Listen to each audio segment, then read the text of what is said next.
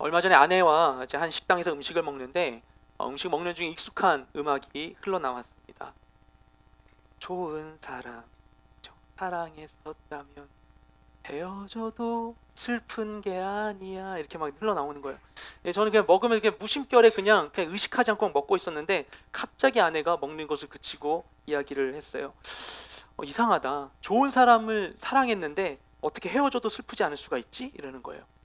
제가 이 노래 잘 몰라서 나중에 이 가사를 보니까 이 가사가 정말 슬프지 않다는 건 아니었어요. 이게 갑작스러운 이별의 아픔을 견디지 못하는 자신을 위로하는 그런 역설적인 말이었던 것이죠. 하지만 그 문장을 놓고 봤을 때 저 역시 납득하기 어렵다는 생각이 들었습니다. 정말 좋은 사람과 사랑하다 헤어졌다면 슬픈 게 당연한 거죠. 그렇죠? 사랑의 깊이만큼 이별의 아픔도 클 수밖에 없습니다. 그래서 우리 사랑에는 리스크가 따릅니다. 사랑에는 책임이 필요합니다. 건강한 관계는 좋은 것만 취사 선택할 수 없는 것이죠. 내가 좋아하는 것만 골라서 얻고자 한다면 그것은 건강한 관계가 아니라 착취의 관계라고 할 수 있습니다. 우리 대부분 어린 시절에 읽었을 책 어린 왕자를 보면 어린 왕자와 여우의 이야기가 후반부에 나옵니다. 근데 그 이야기를 보면 여우 만나는 챕터 바로 직전에 어린 왕자는 마음이 매우 착잡한 상태에 있었습니다. 왜 그러냐면 한 정원에 피어있는 5,000송이의 장미를 받기 때문이었습니다. 그 전에만 하더라도 그는 자신의 별 B612에 있는 장미 한 송이만이 유일하다고 생각했습니다.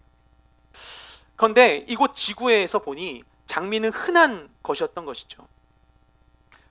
나는 유일한 장미를 가진 왕자라고 생각했었는데 자신이 특별하게 여겼던 것이 평범한 것이라는 사실을 알게 되자 그는 초라해진 자신의 신세에 슬퍼져서 울게 됩니다. 그 슬픈 마음으로 우연히 가다 여우를 만나게 되죠. 근데 여우가 그에게 길들여진다라는 것에 대한 의미를 설명해 줘요. 누군가와 반복적인 시간을 보내고 그렇게 서로에게 길들여지면 서로에게 비로소 특별한 존재가 된다는 것입니다.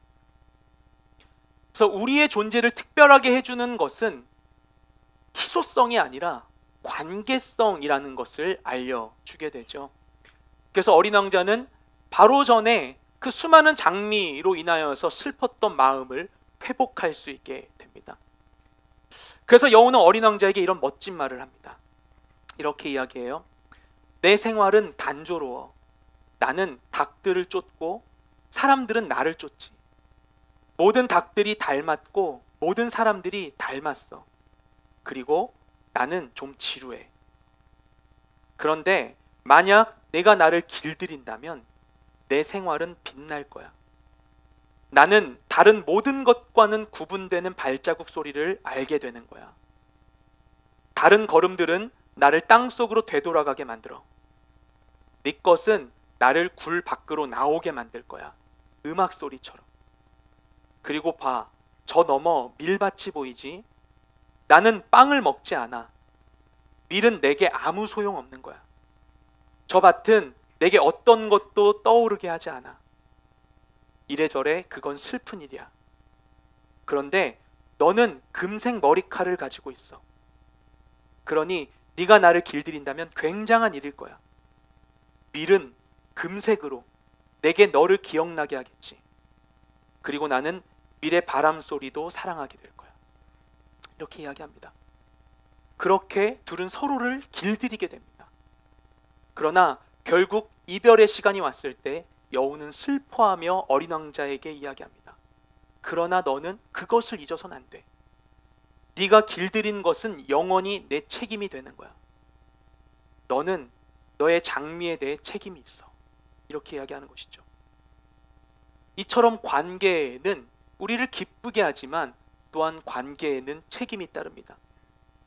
그렇기 때문에 이 일을 부담스럽고 귀찮은 것으로 여길 수도 있습니다. 오늘날 현대인들의 삶은 이 사막의 여우처럼 단조롭지는 않죠. 하루 동안 많은 일과 사람에 시달리다 지치면 작은 관계도 부담스럽게 느껴지고 너무 사랑하는 가족조차도 귀찮게 생각될 때가 있습니다.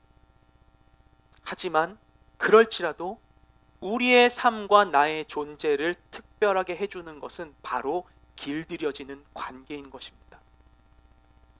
우리 W 공동체의 새로운 수모임을 시작하면서 지난주에는 관계를 회복해야 하는 이유와 회복해야 할 영역들에 대해서 말씀을 나눴습니다. 혹시 못 들으셔서 궁금하신 분은 유튜브 설교 영상을 참고하시기 바랍니다. 이번 주는 관계에 대한 두 번째 설교로서 관계를 형성 또는 회복하는 방법에 대해서 함께 나누고자 합니다. 오늘날 우리는 매우 개인화된 시대를 살아가고 있습니다. 1인 가구가 증가하면서 일코노미라는 말이 일반화되었죠. 혼자 경제활동을 하는 비율이 급속도로 늘어나고 있습니다. 그래서 어느새 혼밥, 혼놀 이런 것들은 부끄러운 일이 아니라 합리적인 선택이 되었습니다. 더불어서 개인 미디어로서의 이런 영상 스트리밍 서비스나 게임 산업이 급속도로 발달해 가고 있죠. 혼자 할 수 있는 게 점점 많아지는 거예요. 그래서 우리들은 나만을 위한 개인적인 만족에 점점 길들여지고 있습니다. 서울대 소비 트렌드 분석센터에서 올해 트렌드를 전망했었던 트렌드 코리아 2019에서는 나나랜드라는 키워드가 등장했었죠. 그래서 오늘날의 소비자들은 다른 사람들의 평가보다는 나 자신의 개인의 만족에 우선순위를 두고 소비를 한다는 것입니다. 그리고 지난달에 발간되었던 트렌드 코리아 2020을 보면 초개인화 기술이나 특화 생존이라는 표현이 등장합니다. 내년에는 이런 개인적인 소비 성향이 더 심화된다는 거예요. 표준화된 대중 시장이 아니라 개개인의 세분화된 니즈에 맞춘 상품과 서비스에 대한 요구가 더욱 많아질 것이라는 분석을 내놓고 있습니다. 그래서 개인의 만족을 위한 플라시보 소비, 아니면 나르시즘 소비, 나심비 같은 용어들이 심심치 않게 쓰이고 있죠. 그래서 이제 우리가 다 같이 짜장면 먹으러 가서 짜장면 시키는데 난 짬뽕 하는 게 어렵지 않은 시대로 가는 거예요. 내가 원하는 것을 이야기해도 조금도 어렵지 않은 사회. 그것이 우리에게 우리가 정말 원하는 편리함과 효율성을 주는 것 같습니다. 이와 비슷한 경향으로 언택트 시장이 발달하고 있다고 하죠. 그래서 직원을 대면하지 않고 비대면 서비스를 받는 것입니다. 물건이나 서비스를 구매할 때 나 혼자만으로 충분히 할 수 있도록 하는 것이죠. 사람으로 인한 불편함과 관계 스트레스는 줄이고 효율성과 편리함을 키우기 위한 방식입니다. 그래서 숙박업이나 소매 유통업에서 무인 시스템이 늘고 있고, 한 음식 배달 업체가 얼마 전에 최근에 배달 로봇 서비스를 시범 운영했다는 기사가 나왔죠. 또 앞으로 이 기술이 발달하면 자율주행 공유 자동차 서비스가 확대될 것이라고 얘기합니다. 모든 것이 사람을 대하지 않고 불편한 관계 없이 내가 원하는 서비스를 누릴 수 있도록 하기 위한 것들이죠. 이 모든 것이 관계의 불편함으로부터 우리를 자유롭게 해준다고 합니다. 예전에는 다른 사람에게 맞추느라 나의 만족에 대해서 무심했는데, 이제는 더 이상 소갈이하거나 눈치 보지 않고 내가 원하는 것을 누리기가 한결 수월해졌습니다. 점점 그런 것은 확장되어 간다고 이야기해요. 그런데 이처럼 관계성이 사라진 삶은 정말 편안한 것일까요? 앞서 이야기한 어린 왕자에서 여우는 어린 왕자에게 관계의 책임과 불편함에 대해 이야기하면서 이런 이야기를 합니다. 정말 중요한 것은 눈에 보이지 않아. 이렇게 얘기해요. 너의 장미를 그토록 소중하게 만든 것은 너의 장미를 위해 드린 너의 시간이야. 이렇게 이야기합니다. 서비스의 편리함은 우리에게 낭만과 정서도 함께 제공해 주진 않습니다. 야곱은, 성경 보면 야곱은 우물물을 길어주다가 라헬과 사랑에 빠집니다. 당시 우물물을 길기 위해서는 우물을 덮고 있는 큰 무거운 돌을 옮겨야만 했어요. 많은 사람들이 힘을 합쳐야만 일을 할 수 있었죠. 만약에 그게 너무나 불편해서 사람이 필요하지 않은 자동 시스템이 있었다면 야곱과 라헬의 만남은 불가능했을 것입니다. 본래 우리의 모든 활동들, 일과 여가, 소비, 교육 등 모든 것들은 다 관계의 연속이었습니다. 사람의 수고 없이는 우리는 어떤 것도 누릴 수 없었죠. 그래서 우리는 알게 모르게 다양한 관계에 노출되면서 관계에 대한 우리의 필요를 만족시켜 왔습니다. 하지만 삶의 모든 영역에서 관계성이 사라질수록 우리는 더욱더 모자란 관계에 목말라 가고 있죠. 한 사람이 자신의 양육자나 아니면 특별한 사회적 대상과 형성하는 친밀한 정서적 관계를 애착이라고 이야기합니다. 어떠한 정신과 전문의는 애착을 이렇게 표현했습니다. 대상이 내 눈앞에 없더라도 그 대상을 생각함으로써 편안함을 느끼는 것. 이게 애착이 우리에게 주는 것이라는 것이죠. 이 애착은 주로 생후 1년 이내의 어린아이와 부모 간의 상호작용을 통해서 형성됩니다. 그런데 이 애착이 잘 형성되지 않으면 어떤 일이 일어나는가? 부모와 애착이 잘 형성되지 않는 그런 아이들에게 나타나는 반응이 있습니다. 대표적인 게 분노, 공격성, 협력하지 않는 것, 폭식, 높은 불안감, 산만함, 떼쓰기 같은 것입니다. 한 방송에 나온 실험에 따르면 안정적인 애착 형성은 호르몬 분비에도 영향을 미친대요. 그래서 애착이 잘 형성된 아이는 그렇지 않은 경우에 비해서 사회적 행동에 영향을 미치는 옥시토신의 분비가 활성화되었다는 것을 비교해주는 그런 방송이 나온 적도 있었습니다. 그런데 이러한 메커니즘은 성인에게도 비슷하게 이루어집니다. 성인들도 사회적인 애착 관계가 낮을수록 분노가 증가하고 기쁨이 고갈되는 것이죠. 충분한 애착 관계를 갖지 못할 때 우리의 삶은 더 건조하고 피폐해지는 것입니다. 이처럼 관계를 필요로 하는 우리들을 하나님은 한 공동체에 불러주셨습니다. 관계에 지치고 또한 관계를 필요로 하는 우리들을 위한 하나님의 선물이 바로 이 교회 공동체인 것이죠. 우리 W 공동체와 모든 순모임이 서로를 위한 안전한 피난처가 되기를 소망합니다. 그래서 오늘 말씀을 통해 관계를 형성하기 위해 또는 회복하기 위해 우리가 알아야 할 것이 무엇인지를 함께 살펴보고자 합니다. 오늘 본문이 기록된 이 고린도 후서는 고린도 교회를 향한 바울의 애절한 사랑의 편지라고 할 수 있습니다. 바울은 사랑으로 고린도 교회를 양육했습니다. 하지만 바울이 떠난 이후에 바울을 대적하는 사람들의 음해로 인해서 많은 오해에 시달리게 되었죠.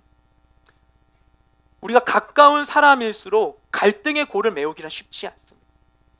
내가 상처받기 때문에, 그렇죠? 오해로 인하여서 가까운 사람에게서 내가 거절당하게 되면 상처 때문에 더 그 사람에게 다시 다가가기가 너무나 어렵죠. 그런데 이 사랑하는 이들과 불편한 관계가 된 이후에도 바울은 이들을 포기하지 않습니다. 그래서 그 오해 불편함을 마주하며 그들에게 기꺼이 나아갑니다. 그래서 이 고린도후서 앞부분을 보면 자신의 정당한 지위를 설명하고 그동안 자신이 어떤 자세로 그 고린도 교인들을 섬겨왔는지를 조목조목 설명합니다. 그리고 이어서 오늘 본문에서는 이 고린도 교회를 향해 우리 관계를 회복하자고 이들에게 호소하는 것입니다. 내가 잘못한 게 하나도 없는데 내가 너희를 이렇게 사랑하니 다시 관계를 회복하자라고 호소하고 있는 것이죠. 이러한 바울의 메시지를 통해서 이 관계의 형성을 위한 세 가지 조건을 우리가 함께 알아보기 원합니다. 그래서 관계를 형성하기 위해 필요한 것은 무엇인가? 첫째로 마음의 자리를 만들어야 합니다. 우리 2절부터 4절까지 말씀을 함께 읽겠습니다. 시작. 여러분은 우리를 받아주십시오. 우리는 아무에게도 부당한 일을 하지 않았습니다. 아무에게도 손해를 입히지 않았습니다. 아무에게도 속여 빼앗는 일을 하지 않았습니다. 내가 정죄하려고 말을 하는 것이 아닙니다. 내가 전에도 말했지만 여러분이 우리 마음에 있어 우리가 여러분과 함께 죽고 함께 살고자 하기 때문입니다. 나는 여러분에 대해 많은 신뢰감을 갖고 있고 여러분을 위해 자랑할 것도 많습니다. 우리의 온갖 환난 가운데서도 내게는 위로가 가득하고 기쁨이 넘칩니다. 아멘. 바울은 고린도 교인들을 향하여서 여러분은 우리를 받아주십시오라고 적극적으로 요청합니다. 그런데 여기서 받아주십시오라고 번역되어 있는 헬라어 단어 코레사테의 동사 원형의 의미는 무엇인가 하면 직역하면 누구를 위하여 자리를 비우다, 누구를 위하여 장소를 제공하다입니다. 그래서 바울이 한 이 표현을 다르게 번역하자면 바울은 고린도 교인들을 향하여서 여러분의 마음속에 우리가 들어갈 자리를 마련해 주십시오라고 말하고 있는 것입니다. 우리의 관계를 막는 아주 큰 원인 중에 하나는 우리의 마음을 가로막고 있는 견고한 진입니다. 나의 욕심, 고집, 판단, 선입견, 용서치 못하는 마음, 상한 감정과 같은 것들이 견고하게 성벽을 이루고 우리 마음에 자리 잡아서 상대방이 자연스럽게 우리 안에 들어오는 것을 방해합니다. 그 견고한 진은 상대방에 대한 우리의 인식을 필터링하고 상대방과의 소통에 노이즈를 발생시킵니다. 시인과 촌장의 노래 가시나무의 가사처럼 내 속에 내가 너무도 많아서 당신의 쉴 곳이 없는 것이죠. 그렇게 나 자신을 가득 채우고서 우리는 무엇을 할까요? 그리고서 우리는 나만의 골방에 갇힌 채 외로워합니다. 때로는 상대방을 위해 모든 것을 해주겠노라고 말하면서 정작 그가 무엇을 원하는지는 보지 못합니다. 관계 회복을 위해 우리가 먼저 해야 되는 것은 나를 비우는 것입니다. 그가 들어올 수 있도록 자리를 만드는 것이죠. 투명한 마음과 눈으로 상대방을 바라보는 것입니다. 그런데 쉽지 않습니다. 내 속에 내가 너무도 많아서 그런 것이죠. 고린도 교인들의 마음에도 바울에 대한 이런 견고한 진이 있었습니다. 바로 오해의 견고한 진이죠. 그래서 바울은 자신을 향한 고린도 교인들의 견고한 진을 무너뜨리기 위해서 자신을 변호하고 있습니다. 나는 아무에게도 부당한 일을 하지도 않았다. 손에 입힌 적도 없었다. 속여 빼앗지도 않았다라고 이야기합니다. 그리고 자신은 이미 고린도 교인들을 향해서 내 마음 가운데 자리를 마련했다라고 이야기하는 것이죠. 바울이 앞서 2절 후반부에서 자신의 결백함에 대해서 강조해서 설명했습니다. 이처럼 바울이 이야기하고 있는 것은 나는 이처럼 깨끗하고 너희는 더럽다. 나는 옳고 너희는 틀렸다라고 말하기 위함이 아니었습니다. 분명히 억울하겠죠, 바울은. 하지만 그렇게 얘기하는 게 아니에요. 매우 억울한 입장인데도 불구하고 내가 고린도 교인들을 어떻게 섬겼고 어떻게 그들 위해 희생했는데 그들로부터, 교회로부터 받는 돈 하나 없이 내가 친히 가서 직접 내 손으로 낮에 있는 텐트 만들어서 이거 팔아서 생계를 유지하면서 시간 남을 때마다 한 명 한 명 양육하고 교회를 세웠는데, 그랬던 그들이 다른 이들의 이간질에 쉽게 마음을 돌리고 비판을 하니 바울의 마음이 얼마나 아프겠습니까? 그런데 그럼에도 불구하고 바울은 그들을 정죄하지 않는다고 이야기합니다. 오히려 고린도 교인들이 바울 자신의 마음에 있대요. 내 마음에 너희의 자리가 있다. 그래서 그들은 자기 마음 가운데 있어서 고린도 교인들과 함께 죽고 함께 살기를 원한다고 이야기하고 있습니다. 그들을 정죄하지 않을 뿐만 아니라 자신의 마음에 자리를 마련하여 그들을 품고 그들과 모든 짐을 함께 지겠다는 것입니다. 그들의 과오로 인한 모든 결과도 오히려 내가 함께 지겠다라고 이야기하고 있는 것이죠. 놀라운 일이지 않습니까? 우리가 서로에게 이렇게 할 수 있게 되길 소망합니다. 그 누군가가 나를 위해서 이렇게 해준다면 얼마나 고마울까요? 그렇죠? 내가 상처받아서 내가 너무나 연약해서 막 쳐내고 밀어내고 있음에도 불구하고 끝까지 나를 사랑으로 품어주고 안아주는 누군가가 나를 위해 있다면, 그럼 그것만으로 우리가 살만한 이유가 너무나 충분하겠죠. 우리 공동체가 서로를 위하여서 이런 존재들이 될 수 있기를 소망합니다. 바울은 많은 어려움에도 불구하고 고린도 교인들을 향한 분노와 억울함에 견고한 진을 쌓지 않았습니다. 오히려 마음속에 이 모든 것을 허물고 고린도 교인들을 위한 자리를 마련했습니다. 우리가 어떻게 다른 일을 위해서 우리 마음 가운데 자리를 마련할 수 있을까요?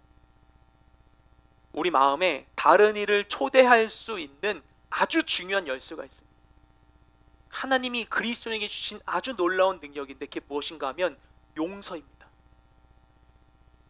이 용서치 않음의 유혹은 굉장히 강력합니다. 아담이 범죄한 이후로 타락한 인간 안에는 판단하고자 하는 욕구가 생기게 되었어요. 왜냐하면 아담이 먹은 것이 바로 선악을 알게 하는 나무의 실과이기 때문이죠. 그래서 우리는 다른 이의 잘못에 대해 비판하고 판단하고자 하는 욕심을 떨치기가 어렵습니다. 그것이 우리를 자유롭게 하는 것 같습니다. 비판과 판단은 내가 다른 것을 통제하고 있고 다른 것에 의해서 지배당하지 않는 것만 같은 거짓 자유의 만족을 우리에게 줍니다. 하지만 실상을 들여다보면 용서하지 못하는 것은 다른 이에 대한 판단의 굴레에 스스로를 가두어 버리는 것이죠. 누군가를 용서하지 못하는 것은 그와 비슷한 모든 상황에 대한 거절로 이어집니다. 단지 그 사람만 내가 막는 것이 아니라 비슷한 모든 것에 대해서 벽을 치고 그걸로 나아가지 못하게 되는 것이에요. 그리고 폐쇄적인 삶을 살게 되는 것이죠. 그래서 용서는 우리의 마음을 회복시키는 매우 강력한 방법 중에 하나인 것입니다. 또한 용서할 때 용서하지 못하는 것은 사람과 사람과의 관계에 대한 장벽을 세울 뿐만 아니라 하나님과 나의 사이에 대한 영적인 장벽도 세워버립니다. 그래서 하나님 우리에게 용서를 권하시는 거예요. 어렵지만 내가 할 수 없는 것 아시니까 하나님이 내가 할 수 없는 것 하게 하시기 위하여서 예수 그리스도까지 십자가에 내어주신 것이죠. 하나님 내가 다 할 수 있어요. 모든 걸 할 수 있고 다 사랑할 수 있는데 그 인간만큼은 용서할 수 없어요. 이렇게 얘기한다면 하나님도 그거 아시기 때문에 우리가 할 수 없는 일을 행해 주신 것이에요. 어려운 걸 아시니까. 용서할 때 비로소 진짜 사랑을 경험하게 되고 용서할 때 하나님과 우리 사이에 닫혀있는 이 장벽 또한 무너지게 되는 것입니다. 용서에는 강력한 힘이 있습니다.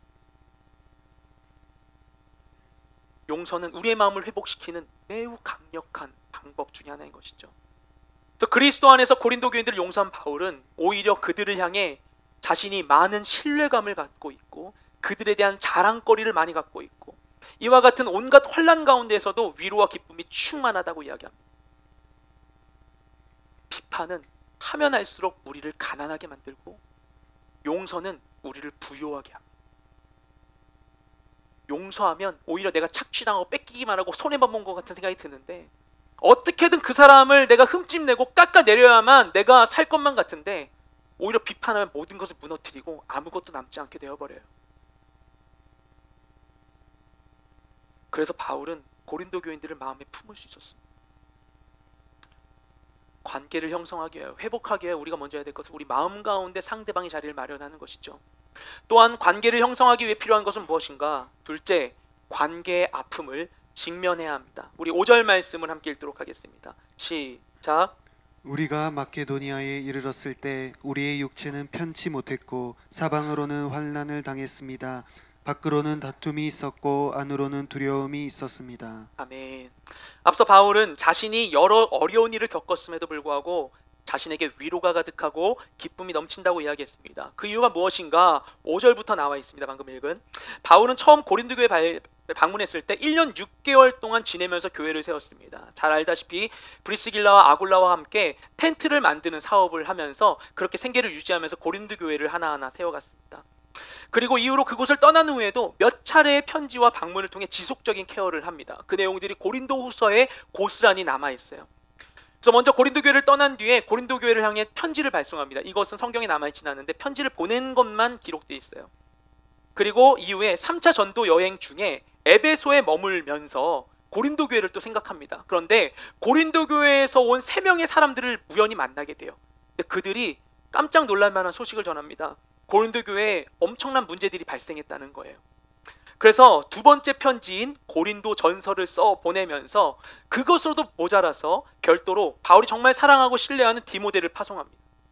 편지를 보내고 디모데를 보냈는데 고린도 전서라는 편지를 받고도 오히려 고린도 교회의 상황이 더 악화됐다는 소식을 듣게 됩니다. 그래서 바울이 급히 직접 방문을 하게 되었어요. 그래서 방문을 했는데 기대와는 달리 고린도 교인들에게 상처만 입고 에베소로 돌아오게 됩니다. 그 착잡한 마음 상태에서 바울은 그들에게 3번째 편지를 씁니다. 이 편지를 고린도서 2장 4절에서는 눈물의 편지라고 표현하고 있어요. 너무 슬픈 마음 가운데 그 마음을 담아서 편지를 쓴 거예요. 그리고 이 편지를 디도 편으로 보내게 되었습니다. 그렇게 편지와 함께 디도를 보내고 나서 바울은 고린도 교회가 어떻게 되었을지 마음이 늘 편치 않았을 것입니다. 이 아픈 이와 같이 늘 지끈지끈거리고 생각나는 곳이 고린도 교회였던 것이죠. 그리고 그 상태로 디도가 다시 오길 기다리던 중에 사역지를 에베소에서 드로아로 옮기게 되었어요. 옮긴 이유를 설명하는데 고린도서 2장 12절 보면 복음 사역을 위해 드로아로 갔고 주 안에서 자신에게 문이 열렸다라고 설명을 해요. 이를 볼 때 무엇인가 하면 그가 진행 중이었던 선교 사역, 고린도 교회를 걱정하고 있지만 한편 여기서 선교 사역도 계속하고 있는데 선교 사역이 잘 진행이 된 거예요. 가지고 이게 확장되어가지고 드로아까지 가가지고 복음을 전하게 되었습니다. 그런데 사역이 잘 진행되고 부흥하고 있음에도 불구하고 바울의 마음은 나아지지 않았습니다. 왜냐하면 여전히 고린도후서 2장 13절 얘기하는 것과 같이 드로아에 보냈던 디도가 오질 않는 거예요. 어떻게 되었는지 소식을 듣지를 못했어요. 그 문제가 해결되지 않은 것이죠. 그래서 자기 심령이 편치 않았다라고 이야기합니다. 그래서 결국엔 드로아 사람들과 작별하고 마케도니아로 옮겨가게 되었어요. 그리고 마케도니아로 옮긴 직후에 어떤 상태였는가를 방금 읽은 이 5절 말씀에서 설명하는 것입니다. 이때 자신이 어땠는가? 그래서 에베소에서 들어와 갖고 마케도니아 갔는데 그때 내 마음은 육체는 편치 못했고 사방으로는 환난을 당했으며 밖으로는 다툼이 있었고 안으로는 두려움이 있었다라고 이야기하는 것이죠. 분명히 바울은 바로 직전에 드로아에서 많은 사역의 열매를 거두었는데 사역의 성공, 부흥도 그의 마음을 시원케 해주지 못했던 거예요. 그의 마음에 만족이 없었습니다. 오히려 건강 상태나 정서적인 부분이나 환경이나 다 엉망이 되어버렸어요. 왜냐하면 이 고린도 교회 문제가 다 해결되지 않았고 그곳의 소식을 듣지 못함으로 인해서 마음이 편할 날이 없었던 것입니다. 왜냐? 고린도 교회를 사랑하기 때문에, 그들과 서로 길들여졌기 때문에 그들의 상황으로 인해 아파할 수밖에 없었던 것이죠. 그리고 자신이 그렇게 힘들었노라고 고린도 교인들에게 이야기하고 있는 것입니다. 우리가 힘들 때 흔히 우리가 일에 파묻히거나 다른 일을 하거나 하면서 문제를 회피하려 할 수 있습니다. 그리고 망각을 가지고 그것이 회복이라고 착각하게 되기도 하죠. 하지만 그럴지라도 문제 자체는 사라지지 않습니다. 형제자매 가운데 많은 경우에 다툼을 하게 되면, 다툼을 하면 막 자매에게는 싸움의 신호가 발생하는데 형제인들이 초기에 이것을 발견하지 못할 때가 많이 있어요. 난 이미 삐져 있는데 아까부터 얘가 못 알아들어요. 그러다 화를 푸럭 내거나 울어버리면 형제는 그때부터 이제 사고해라 정지하면서 이제 문제를 발견하게 됩니다. 그럼 막 달래줘요. 어떻게 할까 막 해요. 그러다가 결국에는 달래주고 화해하고 눈물을 그치면 형제는 이제 문제는 종결되었다라고 생각을 해요. 사실 운 거 끝났고 문제는 아직 들어가지도 않았는데, 그럼 다 괜찮은 것처럼 하고 있는 것이죠. 그러면서 하나하나 해결하지 못한 것이 쌓이고 쌓여서 언젠가 얘기하면 형제가 넌 그걸 지금도 기억하냐고 막 얘기를 하면서, 저에게만은 아니죠? 너무 공감을 안 해주신 것 같아요. 그런 일들이 있을 수 있어요. 그렇죠? 이게 내가 그걸 피한다고 해서 당장의 갈등이 해소됐다고 해서 문제 자체가 해결된 것은 아니죠. 문제는 여전히 남아있을 수 있습니다. 그리고 문제로 인한 감정도 해소되지는 않습니다. 그게 정상인 것이죠. 아파야 정상인 것이죠. 그래서 오히려 너무나 쉽게 나 모든 걸 다 잊었어, 나 괜찮아 라고 하는 것이 건강하지 않은 반응일 수 있습니다. 오히려 마음에 있는 아픔을 잘 느끼고 표현할 수 있는 것이 건강한 것이죠. 고통을 모르는 것은 강한 것이 아니라 아픈 것입니다. 성경에 나오는 고통을 모르는 병이 나병, 한센병이죠. 살이 썩어서 고통을 모르기 때문에 일부분이 떨어져 나가도 인지하지 못하게 됩니다. 그래서 고통을 모르는 것은 장애인 것입니다. 건강하면 오히려 아픔에 건강하게 반응할 수 있는 것이죠. 신경이 살아있으면 콕 찔렀을 때 아야! 라고 반응하게 되는 것이에요. 바울은 고린도 교회 문제로 인해서 마음에 해소되지 않는 어려움이 있었습니다. 그런데 그것을 애써 감추려 하거나 괜찮은 척하지 않습니다. 관계 해소를 위해 필요한 것은 거짓 평화가 아닌 것이죠. 이 사람에게도 이 사람의 역할을 주는 거예요. 네가 날 도와줄 수 있어 라고 하는 거예요. 나의 어려움을 네가 도와줄 수 있어 라고 해서 관계에서 상대방을 동일한 지위로 올려주는 거예요. 네가 날 도와줄 수 있어. 네가 날 도와줄 수 있어. 너무나 중요한 것이죠. 내가 다 해결하려고 하는 것은 오히려 상대방의 역할을 배제시켜버리는 것입니다. 깨어진 관계로 인한 애통함에 그래서 우리가 솔직하게 반응할 수 있어야 합니다. 네가 나한테 그렇게 이야기해서 슬펐어. 네가 그때 답장이 없어서 너무 걱정됐어. 이렇게 이야기해 주는 것이죠. 우린 연약한 존재들입니다. 상대방 없이는 너무나도 약한 존재들입니다. 그것이 인정하기 싫을 때가 너무나 많아요. 자존심 상하니까. 하지만 솔직하게 자신의 마음을 들여다보고 그것을 상대방에게 나타낼 수 있다면 자기 자신을 스스로 애써 지키려는 것보다 더 많은 것을 지킬 수 있게 됩니다. 이후에 읽을 6절 말씀과 같이 아파도 힘들어도 그래도 우리가 마음껏 낙심해도 괜찮습니다. 왜냐? 우리에게는 낙심하는 우리를 위로하시는 하나님이 계시기 때문인 것이죠. 받쳐주는 사람들을 믿고서 그냥 마음껏 쓰러질 수 있는 것과 같이 나를 위로해 주실 하나님 믿고서 낙심하길 두려워하지 마십시오. 그것이 우리를 무너뜨리지 않을 것입니다. 또한 관계 형성을 위해 필요한 것이 무엇인가? 세 번째, 사랑의 마음을 전해야 합니다. 우리 함께 6절과 7절 말씀 읽겠습니다. 시작. 그러나 낙심한 사람들을 위로하시는 하나님께서 디도를 돌아오게 하심으로 우리를 위로해 주셨습니다. 그가 돌아온 것뿐만 아니라 그가 여러분에게서 받은 위로로 우리를 위로해 주었습니다. 여러분이 내게 대해 사모하는 것과 애통해야 하는 것과 열심을 내는 것에 대해 그의 보고를 받고 나는 더욱 기뻤습니다. 아멘. 앞서 말씀드린 대로 고린도 교회 방문 이후에 바울의 마음은 무척 힘들었습니다. 이로 인해 마음이 어려워지자 그에게는 다른 문제들도 더 크게 작용하게 되었습니다. 그래서 앞서 이야기했던 것처럼 심신이 지치고 많은 문제들 앞에 괴로워하고 두려워하고 있었습니다. 이러한 자신의 상태를 바울은 6절에서 낙심했다고 설명합니다. 그리고 그런 자신에게 하나님의 위로가 드디어 임했는데 마케도니아에서 기다리고 있던 중에 드디어 디도가 고린도 교회 소식을 들고 온 것입니다. 일단 디도가 온 것이 너무나 바울을 기쁘게 했고 그가 가져온 소식은 바울을 더욱 기쁘게 했습니다. 디도가 얘기해 주는 것이에요. 고린도 교인들이 바울을 사모하고 있고 바울의 일로 인해서 애통해하고 있고 바울에 대해서 열심을 내고 있다는 것이었습니다. 바울의 눈물의 편지가 그들의 마음을 움직였던 것이죠. 그리고 그 소식이 바울의 모든 근심과 아픔을 씻어냈습니다.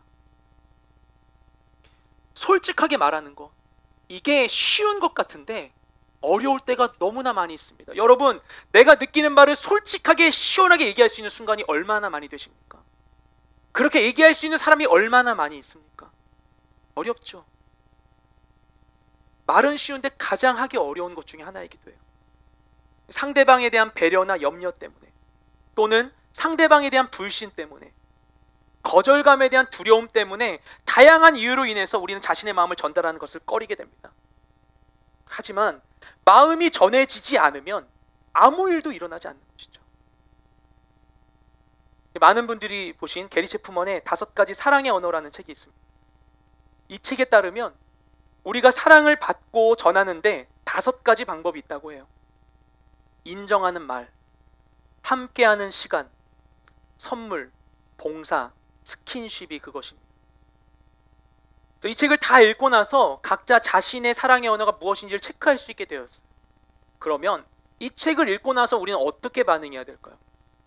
우리는 그 중에 내가 원하는 사랑의 언어가 뭔지 알고 다 얘기해서 나 이거야, 나 선물이야 선물, 이거 알아? 해서 그것만 받으면 우리가 충분히 충족하게 될까요? 아니 특정인을 대할 때 쟤는 선물, 쟤는 시간, 스킨십, 하루에 몇 번씩 이렇게 딱 한 다음에 그것만 제공해주면 충분할 걸까요? 그렇게 누군가의 마음을 얻기 위한 효율적인 전략을 제공해 주는 것이 이 책의 목적일까요? 제가 생각하기에 이 책이 우리에게 주는 중요한 메시지는 무엇인가 하면, 우리가 누군가를 사랑한다면 우리가 그 사랑을 전하고 받을 때 사용할 수 있는 채널이 5가지나 된다는 거예요. 누군가는 특정한 부분이 더 개발되고 덜 개발되었을 수도 있지만 우리는 다양한 방식을 통해 사랑을 주고받을 수 있다는 것이죠. 때로는 나에게 익숙한 방법뿐만 아니라 익숙하지 않은 방법도. 어떤 사람은 좋은 사람이 있으면 일단 밥부터 먹고 시작할 수 있어요. 어떤 사람이 밥 먹는 게 싫을 수도 있어요.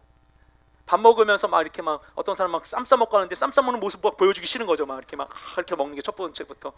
예. 다 다른 모습들이 있다라는 것, 다양한 형태로 사랑을 주고받을 수 있고 상대방이 원하는 채널이 다를 수 있다는 것을 우리에게 알려주는 아주 좋은 책이죠.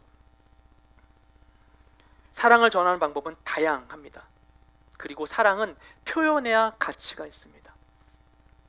연인 사이에서 자매가 형제에게 오빠 나 사랑해? 라고 물어보면 간혹 형제들이 답답하고 짜증나게 생각할 수가 있어요. 저를 되게 안 좋은 눈빛을 보시는 자매들이 계신 것 같은데 제가 꼭 그렇다는 거 아니에요. 예. 근데 형제들이 왜 그러냐면 의심받고 있다고 생각하는 것이죠. 의심받고 있다. 난 사랑하고 있는데 의심한다고 생각하는 거예요. 그래서 진짜 막 내 마음을 막 꺼내서 보여줄 수도 없고 막 이러면서 막 꼭 말해야 알아? 막 이런 식으로 얘기를 하는 거예요. 네. 근데 사실 알고 보면 그 질문은, 오빠는 사랑해, 이런 질문은 의심하는 게 아니라 사랑받고 있다라는 것을 계속 느끼고 싶은 마음을 표현하는 것이죠. 그래, 사랑해, 너무 사랑해, 이 말을 너무나 듣고 싶은 거예요. 그게 너무나 기쁘니까, 행복하니까. 하지만 아무리 사랑할지라도 표현되지 않으면 없는 것이나 마찬가지인 것입니다. 여러분, 관계에서도 그래요. 직장에서 상사를 대하거나 할 때도 다 마찬가지입니다. 얘기하지는 몰라요. 표현해야 아는 것이죠. 커뮤니케이션이 그래서 중요한 것입니다. 그리고 사랑을 표현하기 위한 고민들이야말로 우리의 사랑을 더욱더 풍성하게 만들어줍니다. 그 사랑을 효과적으로 표현하는 것은 어떤 것인가 하면 마치 좋은 재료를 가지고 좋은 레시피로 요리해서 제공하는 것과 같습니다. 정말 아까운 때가 뭐냐면은 아주 고급 고기를 샀는데 이게 구울 때 다 태워가지고 망쳐버리는 거예요. 그러면 아무리 좋은 고기를 사도 그냥 재료가 아까울 뿐이죠. 얼마나 사랑하는 만큼이나 중요한 것이 어떻게 표현하는가 하는 것입니다. 휴그랜트와 니콜라스 홀트가 주연했던 영화 어버 더 보이를 보면 이 휴그랜트가 연기한 이기적인 독신주의자가 등장합니다. 그 이름이 윌 프리먼이에요. 예, 굉장히 의미가 있죠. 자유로운 자기 의지로 똘똘 뭉친 사람이었어요. 그 사람은 아버지가 남겨준 유산으로 편안한 생활하는 백수였습니다. 그러면서 책임지지 않는 얕은 관계만 유지해요. 그래서 연애를 해도 아이가 있는 싱글녀만 만난다고 이야기합니다. 그 이유가 자신이 많이 경험해 보니까 이런 사람들이 제일 만나고 헤어지기가 편했었기 때문이라고 이야기를 해요. 굉장히 이기적이죠. 그런 그는 영화 초반에 모든 사람은 섬이다 라고 이야기를 해요. 모든 사람 다 섬이다. 각자 도생의 삶이다. 그리고 자신은 그 수많은 섬 중에서 남태평양에 있는 멋진 섬과 같다고 이야기합니다. 그는 그렇게 남에게 간섭받지 않는 고립이야말로 행복의 우선된 조건이라고 생각하고 있었던 것이죠. 그런데 어느 날 한 아이가 그의 삶에 끼어들면서 그가 구축했던 그의 세계가 무너지게 되었습니다. 그리고 이 관계를 통해 그는 점차 변하게 됩니다. 그리고 영화 마지막에 가서 그가 이렇게 이야기합니다. 모든 사람은 섬과 같다. 그런데 이 섬들은 바다 밑에 땅으로 서로 연결되어 있다. 이렇게 이야기하면서 영화가 마무리되는 것이죠. 섬과 같이 느껴지는 우리의 삶은 사실 보이지 않는 것으로 서로 이어져 있다라는 발견을 끝으로 영화가 끝나게 됩니다. 우리의 존재는 독립성과 일체성의 이 조화 가운데 건강하게 세워지는 것이죠. 하나님은 유기적이고 관계적인 세계를 창조하시고 그 안에 사람을 창조하셨습니다. 그리고 명령하시기를 내 이웃을 내 몸과 같이 사랑하라고 하셨습니다. 그것이 하나님이 지어주신 이 세상을 건강하게 살아가기 위한 법칙인 것이죠. 하나님이 이 세상을 너무나 잘 알고 계시기 때문에 우리의 삶의 윤택함과 우리의 복지를 위하여서 사랑이 너무나 필수다라고 말씀해 주시는 것입니다. 우리 각자의 인생을 살아가기 위해 필요한 보이지 않는 힘이 바로 관계에 있습니다. 내 힘으로만 해낼 수 없는 수많은 보이지 않는 힘들, 이건 관계를 통해서 형성되는 것이죠. 하나님은 우리를 하나님과 특별한 관계에 있는 존재로 지어주셨습니다. 하나님의 형상대로 우리를 지어주셨고, 또한 하나님은 영이신데 영이신 하나님이 우리에게 생기를 불어넣어 주셨어요. 다른 모든 피조물에게는 없는 독특한 창조 방식이 인간에게만 있었습니다. 왜 그런 것인가? 우리와 하나님, 영이신 하나님이 소통할 수 있게 하신 것이죠. 하지만 이러한 관계는 인간의 죄로 인해 깨어집니다. 그러나 하나님께서는 이 상태를 그대로 남겨두지 않으시고 독생자 예수 그리스도를 이 땅에 보내심으로 말미암아 그분의 죽으심으로 우리와 하나님의 관계를 회복시켜 주셨어요. 화해하게 하셨어요. 그리고 이 관계의 회복은 바로 우리에게 생명이 되었습니다. 관계 회복이 주는 것이 이런 놀라운 것입니다. 하나님께서는 우리가 보고 경험한 대로 행하기를 원하십니다. 깨어져 있는 관계의 틈, 무너지고 황폐화된 이 관계의 자리로 들어가서 관계를 다시 쌓고 회복시키는 것입니다. 그리고 그렇게 회복된 관계는 우리가 먼저 그랬듯이 생명을 주고 영혼을 살리게 될 것입니다.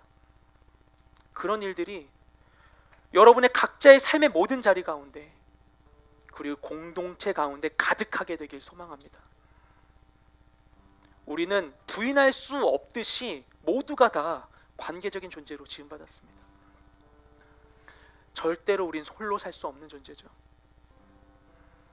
자기 성을 쌓고 빼앗기지 않기만을 바라며 전전긍긍하며 이 고립된 상황 가운데 거짓된 기쁨을 누리기보다 모든 관계 회복을 통해서 이 땅 가운데 나의 삶 가운데 진정한 천국의 기쁨을 누리며 사는 우리 모두가 되시기를 주님의 이름으로 축복드립니다. 그 마음을 담아서 함께 찬양하며 나아가기 원합니다.